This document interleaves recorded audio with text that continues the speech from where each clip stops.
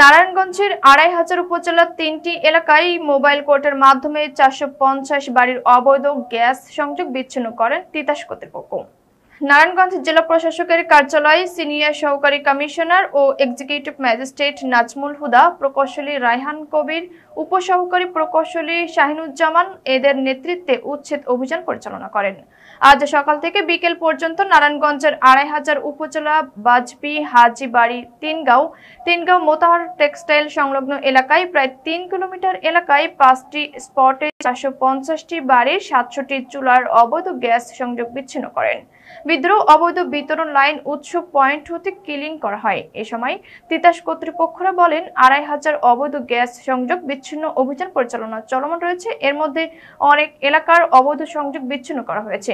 যেখানে অবৈধ সংযোগ পাওয়া যাবে সেখানে উচ্ছেদ অভিযান পরিচালনা করা হবে।